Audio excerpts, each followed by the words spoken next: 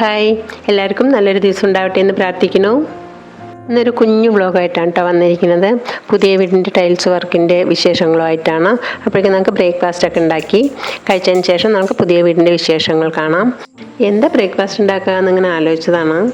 മാവൊന്നും ഇരിപ്പുണ്ടായിരുന്നില്ല, പക്ഷെ നല്ല പഴുത്ത നേന്ത്രപ്പഴം ഇരിക്കുന്നുണ്ടായിരുന്നു കേട്ടോ. കളർ മാറിയിട്ട് കുറച്ച് ദിവസമായി വാങ്ങിയിട്ട് നന്നായി പഴുത്തിരിക്കുന്നുണ്ടായിരുന്നു.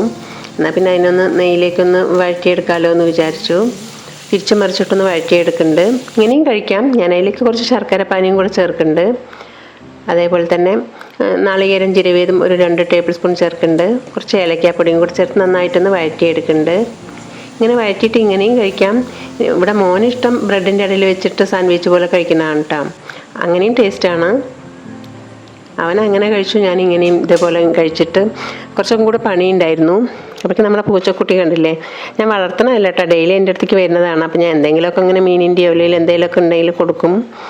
നല്ല സ്നേഹം കേട്ടോ അത്. മല്ലി 2 കിലോ വാങ്ങിയിട്ടുണ്ട്. അതൊന്ന് കഴുകിയിട്ട് വെള്ളം തോർന്നതിന് ശേഷം ഒന്ന് ഉണക്കാനിടണം.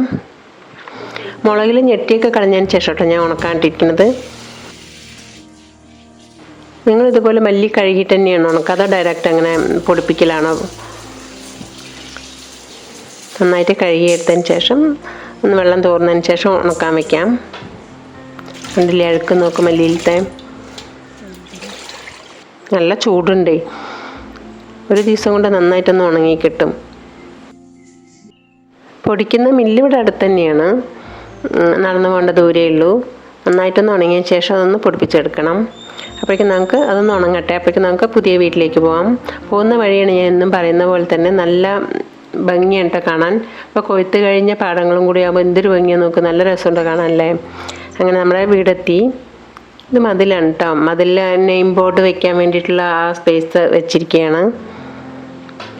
നല്ലൊരു പേര് കണ്ടുപിടിക്കണം. പുറത്ത് ബോർവെൽ താത്തിക്കൊണ്ടിരിക്കുന്നുണ്ട്. നമുക്ക് വീട്ടിൻ്റെ ഉള്ളിൽ നോക്കാം. ടൈൽസ് വർക്ക് ഏകദേശം കഴിഞ്ഞിട്ടുണ്ട്. ഇനി കിച്ചണിലെ ടോപ്പിൽ സ്ലാബൊക്കെ വെക്കാനുണ്ട്. നിലം പണികളൊക്കെ മുഴുവനായിട്ട് കഴിഞ്ഞു. എല്ലാറ്റിലും വുഡിൻ്റെ ടൈൽ തന്നെയാണ് ഇട്ടിരിക്കുന്നത്. ഇത് ഓപ്പൺ കിച്ചണാണ്. അതിൻ്റെ അപ്പുറത്തത് വർക്ക് ഏരിയയാണ്.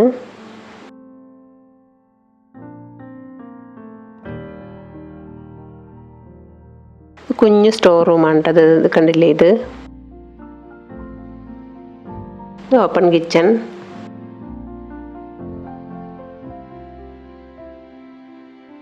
അതിൻ്റെ ഓപ്പോസിറ്റായിട്ട് ഒരു റൂമുണ്ട്. അതിൻ്റെ ലെഫ്റ്റ് സൈഡിലും ഒരു റൂം കണ്ടില്ലേ. എല്ലാറ്റിലും ടൈൽ വർക്ക് കഴിഞ്ഞിട്ടുണ്ട്. ബോർവെൽ താത്തിക്കൊണ്ടിരിക്കുന്നുണ്ട്. 70 അടിയായപ്പോൾ വെള്ളം കണ്ടു കേട്ടോ. ഭയങ്കര സന്തോഷമായി. വെള്ളം കിട്ടുന്ന ഏരിയ തന്നെയാണ്. വെള്ളം ഞങ്ങൾ നേരത്തെ കിണർ കുഴിച്ചിരുന്നു. എന്നാലും മറ്റേ വേനൽക്കാലമാകുമ്പോൾ നമ്മൾ ചെടികളും മറ്റൊക്കെ വെക്കുമ്പോൾ ഇനി വെള്ളത്തിന് തയ്ഞ്ഞില്ലെങ്കിലോ എന്നുള്ളൊരു പേടി കൊണ്ട് വീണ്ടും ഒന്ന് ബോർവെൽ താത്തിയതാണ്. അതേപോലെ വിറകടുപ്പും കൂടെ വെക്കുന്നുണ്ട്. അത് പണിതുകൊണ്ടിരിക്കുകയാണ് കേട്ടോ. ഇത് കംപ്ലീറ്റ് ആയതിനു ശേഷം അടുത്ത വീഡിയോയിൽ ഞാൻ ഇത് കംപ്ലീറ്റ് കാണിച്ചു തരാം. ഈ കുഞ്ഞു വ്ളോഗ് എല്ലാവർക്കും ഇഷ്ടപ്പെട്ടു എന്ന് വിചാരിക്കുന്നു. പുതിയ വീഡിയോയുമായിട്ട് വീണ്ടും വരാം. Thanks for watching.